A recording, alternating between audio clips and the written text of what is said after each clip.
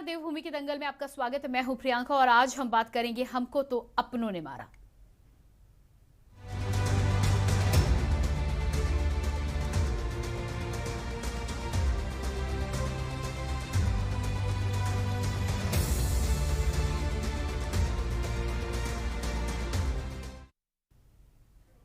उत्तराखंड में मतदाताओं ने मतदान कर दिया है, जिसके बाद सूबे के 632 उम्मीदवारों की किस्मत अब ईवीएम में कैद हो चुकी है। 10 मार्च को इनमें से कुछ उम्मीदवारों की किस्मत चमकेगी तो कुछ मायूस भी नजर आएंगे। भाजपा, कांग्रेस और आम आदमी पार्टी तीनों ही परिणाम का इंतजार कर रहे हैं, लेकिन इसी बीच रिजल्ट से ठीक पहले भारतीय जनता पार्टी में भीतरघात का मामला तूल पकड़ता जा रहा है। संगठन की मजबूती की बात कहने वाली भारतीय जनता पार्टी में कहीं ना कहीं अंतर्कलह से खबरों से विपक्ष को भाजपा को घेरने का मौका मिल चुका है और इसका वीडियो भी लगातार वायरल हो रहा है। हालांकि इन वायरल वीडियो की पुष्टि के न्यूज नहीं करता, लेकिन इसी को लेकर आज हम करेंगे चर्चा। हमको तो अपनों ने मारा। इससे पहले हम इस पर बातचीत करें, आपको दिखाते हैं एक रिपोर्ट। पार्टी का विरोध किया है। उन्होंने अपना पार्टी के प्रति जो उनका धर्म था वो नहीं निभाया, जिसकी वजह से पार्टी को नुकसान पहुंचा है, पार्टी के नाम को नुकसान पहुंचा है। और इससे मैं ये समझता हूं कि पार्टी को उनके नामों का उनका सब पता है। उन्होंने कई सीटों पर प्रत्याशियों को हराने का काम किया है और उनके जो नामित सभासद उनके द्वारा और उनके जो नजदीकी कार्यकर्ता थे, उन्होंने बसपा प्रत्याशी के पक्ष में काम किया है, मुझे हराने का काम किया है। चुनाव परिणाम से पहले ही भाजपा के भीतर कलह साफ तौर पर उजागर होकर सतह पर आती दिख रही है और अंदेशा है कि यह सिलसिला आगे भी लगातार दिख सकता है। हरिद्वार जिले की बक्सर सीट से सिटिंग विधायक संजय गुप्ता ने एक वीडियो जारी कर भाजपा के प्रदेश अध्यक्ष मदन कौशिक को गद्दार कहा और इसके बाद अब तक 2 और विधायक पार्टी में गद्दारी को लेकर खुलकर सामने आ चुके हैं। काशीपुर से सिटिंग विधायक हरभजन सिंह चीमा और चंपावत से सिटिंग विधायक कैलाश गहतोड़ी ने पार्टी में भीतरघात होने के आरोप लगाते हुए इस मामले को हाईकमान तक ले जाने की बात कह दी है। और हम लोग जो लगातार विगत माहों से आरोप लगा रहे थे कि भाजपा में स्थिति ठीक नहीं है, बड़ी सिर फुटबल है, बड़ा झगड़ा है भाजपा में, वो आज संजय गुप्ता और अन्य लोगों के बयान से सिद्ध हो गया। जिस पार्टी का अध्यक्ष ही अपने उम्मीदवारों को हराना चाहता हो, क्या आप कल्पना कर सकते हो वो पार्टी सत्ता में आ सकती है? ये 60 पार की बात करने वाले अगर ऐसी स्थिति है तो आप देखेगा ये 6 पार नहीं कर पाएंगे। इससे बड़ा दुर्भाग्य और कुछ नहीं हो सकता है। और भाजपा बहुत चाल चरित्र की बात करती है, बहुत ही अनुशासन की बात करती है और आज अनुशासन तार तार कर दिया। उधर काशीपुर से शिकायत आ रही है, वहाँ के पूर्व विधायक इनके बयान दे रहे हैं, आपके वर्तमान विधायक टनकपुर चंपावत वाले विधायक बयान दे रहे हैं। तो भाजपा की स्थिति ठीक नहीं, और भी झगड़ा भाजपा में होगा। देखिए, चुनाव आते रिजल्ट आते आते भाजपा बिखर जाएगी, ताश के पत्तों की तरह बिखर जाएगी। चंपावत से भाजपा के प्रत्याशी और मौजूदा विधायक कैलाश गहतोड़ी ने अपनी पार्टी और संगठन पर मतदान के दिन भीतरघात करने का आरोप लगाया। गहतोड़ी ने कहा कि जो लोग चुनाव से पहले पार्टी में शामिल हुए, उन्होंने खास तौर से बड़ा नुकसान करवाया। वहीं भाजपा के भीतरघात पर सवाल करने पर सूबे के मुख्यमंत्री ने ऑल इज वेल कहते हुए कहा कि इस पर हाईकमान बेहतर फैसला लेगा। भाजपा के प्रदेश अध्यक्ष मदन कौशिक पर पार्टी विधायक और लक्सर से प्रत्याशी संजय गुप्ता के भीतरघात के आरोप के बाद भाजपा असहज नजर आ रही है। देखना होगा कि इससे पार्टी पर प्रदेश नेतृत्व को लेकर कितना दबाव बढ़ेगा और मामला सीधे प्रदेश अध्यक्ष से जुड़ा होने के कारण हाईकमान इस सीट पर क्या फैसला लेगा। देहरादून से के न्यूज इंडिया के लिए हिना आजमी की रिपोर्ट।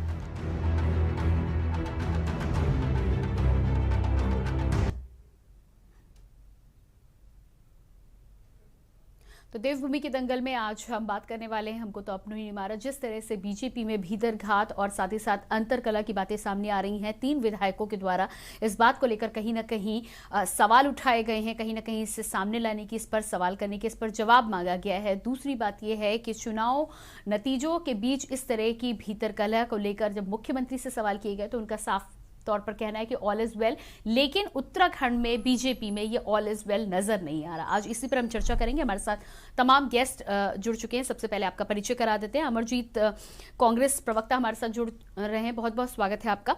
दीपक पांडे आम आदमी पार्टी से हैं, बहुत स्वागत है आपका भी। और यूकेडी प्रवक्ता कमलकांत हमारे साथ हैं, आपका भी बहुत बहुत स्वागत है। सबसे पहले अमरजीत जी आपके पास ही आऊंगी। पहला सवाल आपसे है, बीजेपी की हम यहाँ पर बातचीत कर रहे हैं। चुनाव में हमारे साथ वरिष्ठ पत्रकार नरेंद्र सेठी भी जुड़ चुके हैं, आपका भी बहुत बहुत स्वागत है। अमरजीत जी, जिस तरह से बीजेपी में भीतरघात को लेकर 3 विधायकों ने यहाँ पर बात सामने रखी है और उनका साफ तौर पर कहना है कि कहीं ना कहीं प्रदेश अध्यक्ष के द्वारा अपने ही प्रत्याशियों को कमजोर करने की कोशिश की गई है। क्या लगता है आपको कि चुनाव परिणाम के मद्देनजर इस तमाम तरह की बातों को सामने लाया जा रहा है या वाकई में अंतरकलह है? ये सीधी सीधी बौखलाहट है। जिस प्रकार से चुनाव के लोगों ने चुनाव में भाग किया और जो लोगों में उत्साह दिखा, ये सीधा सीधा ऐसा लग रहा है कि भारतीय जनता पार्टी उसे देख करके पूरी तरह बौखला गई है। अब उन जनता के पास तो कुछ था नहीं इनको लेके जाने के लिए, जनता के बीच में जाते हुए बातें लेकर जी। अब आरोप प्रत्यारोप लगा करके एक दूसरे के ऊपर जो है अपना ठिकरा फोड़ने का काम कर रहे हैं। अभी तो आपने 3 विधायकों का नाम लिया जो विधायक प्रत्याशी हैं। ये 3 नहीं है, ये आप समय पर देखिए, आने वाले समय में ये गिनती 3 से 6 और 6 से जो है 12-15 तक बढ़ेगी। इस प्रकार से ये लोग एक दूसरे पर आरोप लगाएंगे, हार का ठीकरा फोड़ेंगे, क्योंकि अब जो है पूरी तरह से हार इनकी स्पष्ट हो चुकी है और 10 तारीख को इसके नतीजे के रूप में भी आएगा। और मैं अभी एक और बयान भी देख रहा था, इनके उपाध्यक्ष हैं विधानसभा के रघुनंदन नाथ चौहान जी, तो उनका तो ये कहना है कि मैं तो औरों के भी कच्चे चिट्टे खोलूंगा। आप समय रहते देखिए कि आने के साथ साथ समय के आपको ये कितनों के कच्चे चिट्टे खुलेंगे और भारतीय जनता पार्टी का जो चाल चरित्र चेहरा है वो जनता के बीच में आने वाला है। जी, दीपक पांडे जी क्या कहना है? जिस तरह की बातें बीजेपी उत्तराखंड में चल रही हैं, यकीनन चुनाव से पहले इस तरह की बातें नहीं सुनाई दी और परिणाम के बीच और वोटिंग के बाद जब इस तरह की खबरें आ रही हैं तो किस तरह से देखते हैं आप इसे? पहले तो के न्यूज के सभी दर्शकों को मेरा प्रणाम जी। आप देख रहे हैं जिस तरह से बीजेपी के अभी आपने देखा होगा खटीमा विधानसभा में पुष्कर सिंह धामी जी पैसे या साड़ी बांटते हुए आपने देखा। हमारे एसएस कलेर साहब जो हमारे पूर्व प्रदेश अध्यक्ष थे तो उन्होंने को पकड़ा गया। आपने देखा उनकी बौखलाहट थी। जिस टाइम इलेक्शन का दौर चला, एक मुख्यमंत्री तक को मैदान में आकर के इस तरह के काम करने पड़ जा रहे हैं। कहीं ना कहीं यहाँ पे मैं लाल कुआं विधानसभा से हूँ, कहीं ना कहीं यहाँ पे हरीश रावत जी के ऊपर भी तमगा लगा है। कई जगह यहाँ पे लोगों ने वीडियो क्लिपें बना रखी है कि उनके समर्थकों ने यहाँ पैसा बांटा है या इन लोगों ने इस तरह की चीजें करी हैं। ये देखिए मैडम क्या होता है, जितनी बड़ी पार्टी होती है लालचन तो लगते हैं कहीं ना कहीं। जैसे आज आम आदमी पार्टी भी कल के दिन धीरे धीरे जैसे कद बढ़ता जा रहा है, कल के दिन लोग इसके ऊपर भी उंगलियां उठाएंगे और उठती हैं कहीं ना कहीं किसी 1-2 व्यक्ति की वजह से पूरी पार्टी के ऊपर नाम बदनाम होता है। कहते हैं जैसे घर का कोई एक सदस्य कोई खराब होता है तो पूरे परिवार पे उसके खानदान के ऊपर लालचन लगता है, नाम लगता है, भले उसमें गलती किसी एक की होती है। ऐसी यहाँ पे पार्टी में क्या है, जो हारता जाएगा। अभी हमारे अमरजीत भाई साहब ने बहुत बड़ी बात कही, 3 से 6, 6 से 12, 12 से 24 भी जी। लेकिन दीपक जी यहाँ पर मामला प्रदेश अध्यक्ष का है। यदि कहीं बीजेपी पार्टी की आगे आने वाले समय में हार भी होती है तो ठीकरा उनके सर फोड़ा जाएगा। मैडम बिल्कुल उनके क्या, वो तो सबसे पहले तो पूरे संगठन पे फोड़ा जाएगा, क्योंकि 3-3 बार तो उन लोगों ने मुख्यमंत्री बदल दिया संगठन ने। क्योंकि इनकी आपसी गुटबाजी से इनकी कभी किसी त्रिवेंद्र सिंह रावत से नहीं बनी, कभी तीरथ सिंह जी के पास चलो अलग मैटर बन गया। अब पुष्कर सिंह जी को भी लोग पचा नहीं पा रहे हैं कि इतने कम उम्र का बंदा और इतने तजुर्बेकार लोगों को दरकिनार कर दिया गया है। ये सारी चीजें हुई है कहीं ना कहीं और इस समय उनको मौका मिला है कि वो किसके ऊपर ठीकरा फोड़ेंगे। जी बिल्कुल। कमलकांत जी क्या आपको लगता है कि प्रदेश अध्यक्ष को यहाँ पर मोहरा बनाने की कोशिश की जा रही है? देखिए अभी जो वीडियो आया था, जैसे आपने सभी ने देखा कि पार्टी के अध्यक्ष के विरुद्ध बोल रहे हैं कि उन्होंने मतलब पार्टी के लिए काम नहीं करा और उनके विरुद्ध काम किया, संजय गुप्ता जी बोल रहे हैं।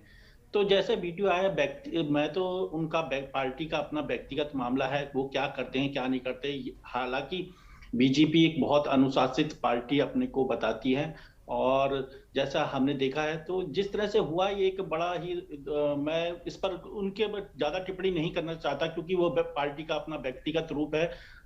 उनको डर लग रहा होगा नतीजों से। जो भी होगा उसमें देखा जाएगा, लेकिन लोकतंत्र के इस पर्व में देखा गया शराब, दारू और प्रत्याशियों पर हमले के साथ ये पर्व समाप्त हो गया है। बस मैं इतना ही कहना चाहता हूँ। जी बिल्कुल नरेंद्र जी, कमल कांत जी का कहना है कि शराब दारू के साथ ये पर्व समाप्त हुआ है, लेकिन बीजेपी में इस समय जो चल रहा है उस पर क्या कहना चाहेंगे आप? देखिए, जो भारतीय जनता पार्टी के ये जिस तरीके से खुलकर विरोध में उतर कर आए हैं और बिल्कुल मतदान के 12 घंटे भी नहीं हुए थे और उन्होंने ये कह दिया कि मेरी हार का जिम्मेदार प्रदेश अध्यक्ष होगा, तो ऐसा बयान तो पिछले 4 चुनावों में भी देखने को नहीं मिला। ये पहली मर्तबा ऐसा है कि प्रत्याशी ने, और वो भी राष्ट्रीय दल के, और जो सीधी टक्कर में है, अगर वो इस तरीके का बयान दे रहा है तो इसका मतलब नतीजे तो उन्होंने 10 मार्च के आज ही घोषित कर दिए। और अगर इस तरीके के बयान, जैसे अमरजीत जी ने कहा कि ये संख्या बढ़ भी सकती है, मैं इस बात से इसलिए सहमत हूं कि ये जरूरी नहीं है कि जो 3 लोग खुलकर सामने आए हैं जिन्होंने कहा है कि हमारे साथ विश्वासघात हुआ है या हमारे साथ पार्टी ने धोखेबाजी की है, ये इनकी संख्या ज्यादा भी हो सकती है, लेकिन वो अभी उस परिधि में आते हैं कि जो अनुशासित सिपाही कहलाते हैं पार्टी के, लेकिन उनकी अनुशासनहीनता या उनका अनुशासन भी 10 तारीख के बाद सामने खुलकर आ जाएगा, दूध का दूध और पानी का पानी हो जाएगा, जिस समय चुनाव परिणाम और नतीजे घोषित होंगे। तो ये स्पष्ट दर्शाता है, अब जो ओपिनियन पोल्स और प्रियंका जिस तरीके से आ रहे थे कि 38 की हमें बढ़त मिल रही है कांग्रेस के, और ये कहते हैं हमें 40 मिल रहे हैं, तो अभी हम इनके ऊपर किसी तरीके से विश्वास नहीं कर सकते। लेकिन ये जो सामने घटनाक्रम हुआ है हरिद्वार में, जैसे प्रदेश अध्यक्ष पर आरोप लगाया है उनके प्रत्याशी ने, तो ये तो दूध का दूध और पानी का पानी हो चुका है कि इसमें तो किसी तरीके की कोई हमें विवेचना करने की आवश्यकता भी नहीं है। ये स्पष्ट दृष्टिगोचर होता है इस बात से कुछ परिणाम सामने दिख रहे हैं। जी बिल्कुल, तो यहाँ पर कुछ परिणाम सामने दिख रहे हैं, परिणाम की वजह से भी हो सकता है अंतरकलह जिस तरह से सामने आई है, लेकिन साफ बात यहाँ पर यह है कि प्रदेश अध्यक्ष का नाम आया है। यदि किसी अन्य नेता का नाम लिया गया होता, किसी विधायक का नाम लिया गया होता, तो माना जा सकता था कि विधायक दल में इस तरह की बातें आम होती हैं, चलती रहती हैं। लेकिन उत्तराखंड में ये चीज इसलिए और बड़ी है क्योंकि पहले इसी अनबन के चक्कर में मुख्यमंत्री त्रिवेंद्र सिंह रावत को रिप्लेस किया जाता है, उनकी जगह पे तीरथ सिंह रावत आते हैं। अब यहाँ पर वही मोहरा प्रदेश अध्यक्ष को बनाने की कोशिश की जा रही है, क्या लग रहा है आपको? चाणक्य नीति भी ये कहती है, अगर आप पूरा भी पढ़ लेंगे चाणक्य नीति को, तो भी आप ये नहीं समझ पाएंगे कि राजनीति होती क्या है। हो सकता है कि जो प्रदेश अध्यक्ष मदन कौशिक हो, उनको किसी तरीके से घेरने की कोशिश की जा रही हो, क्योंकि परिणाम आते ही 10 मार्च के बाद ये भी तय होगा कि किसको मंत्री बनना है, किसने सत्ता में आना है। तो उसकी लाइन को पहले ही छोटा करने की दृष्टि से इस तरीके की कोई चक्र चला जा रहा हो, ये भी हो सकता है। हालांकि भारतीय जनता पार्टी का अपना अंदरूनी मामला है, उसके ऊपर अभी ज्यादा नहीं कहा जा सकता, लेकिन एक संभावना ये भी हो सकती है कि किसी तरीके से पहले ही लांछित कर दो, और ताकि उसकी लकीर, मदन कौशिक की लकीर वहीं पे ही समाप्त हो जाए, और ये कहलाया जाए कि इन्होंने 3 या 4 पार्टी के प्रत्याशियों को हराने में अपनी भूमिका निभाई है। जी बिल्कुल। अमर जी क्या लगता है आपको, क्या स्ट्रैटेजिकली जिस तरह से ये खेल उत्तराखंड में चल रहा है उसके पीछे कोई रहस्य? दूसरी बात ये है कि पुष्कर सिंह धामी का इस पूरे घटनाक्रम में कहीं पर भी नाम नहीं आ रहा है। क्या आपको लगता है कि उनका दबदबा पार्टी में बढ़ा है, यही वजह है कि यहाँ पर टारगेट मदन कौशिक को किया जा रहा है? देखिए, पहले तो जैसे नरेंद्र भाई ने कहा कि पार्टी का अंदरूनी मामला है। देखिए, हम लोग लोकतंत्र में हैं, जनतंत्र है ये, निश्चित रूप से हम उनसे नहीं, उनके अंदरूनी मामले में दखल नहीं दे सकते, लेकिन निश्चित रूप से जनता जानना चाहती है कि जो आरोप लगाए जा रहे हैं वो आरोप कोई सामान्य आरोप नहीं है जी, वो बहुत बड़े आरोप हैं, और जो है इनके प्रदेश अध्यक्ष के ऊपर आरोप है। आरोप के साथ साथ जिन शब्दावली का प्रयोग किया जा रहा है उनको गद्दार कहा जा रहा है जी। उनकी संपत्ति की जांच की मांग की जा रही है। किस प्रकार से ये कहा जा रहा है कि एक छोटा सा मामूली कारोबारी करने वाला व्यक्ति आज करोड़पति या अरबोंपति इस दौलत का अकूत संपत्ति का मालिक कैसे हो गया? ये जो सवाल जी अमरजीत जी माफ कीजिएगा, एक छोटे से ब्रेक के लिए यहाँ पर रुकना होगा। आप सभी बने रहिएगा हमारे साथ। देवभूमि की दंगल में लगातार चर्चा कर रहे हैं, चर्चा को आगे बढ़ाएंगे, लेकिन उससे पहले रुकते एक छोटे से ब्रेक के लिए। आप देख रहे हैं के न्यूज, खबरों का सारथी। बहुजन समाज पार्टी की राष्ट्रीय अध्यक्ष बहन कुमारी मायावती जी की उत्तर प्रदेश की जनता से अपील है कि वे सामाजिक एवं आर्थिक परिवर्तन के महानायक महात्मा ज्योतिबा फूले, छत्रपति शाहूजी महाराज, नारायण गुरु बाबा साहेब डॉक्टर भीमराव अंबेडकर व मान्यवर श्री कांशीराम जी आदि के सपनों को साकार करने तथा प्रदेश में विकास एवं कानून का राज कायम करने हेतु बीएसपी की सरकार बनाने के लिए पार्टी के सभी विधानसभा प्रत्याशियों को हाथी चुनाव चिन्ह के सामने वाले बटन को दबाकर उन्हें जरूर विजयी बनाएं। जुबान के लिए उड़ चला गैरों की ज़मीं पर, खुशबू अपनेपन की ढूंढता। दूर कितना भी जा, इस जुबान से दूर ना जा पाओगे। विमल, बोलो जुबान केसरी। आप देख रहे हैं के न्यूज, खबरों का सारथी।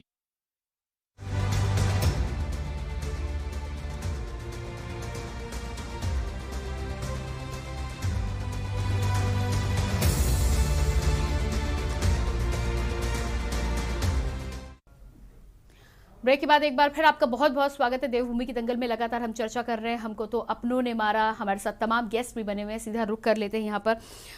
लगातार हम यहाँ पर बातचीत कर रहे थे और इसी बीच आई आपको बड़ी खबर आ रही है। उत्तर प्रदेश की सियासत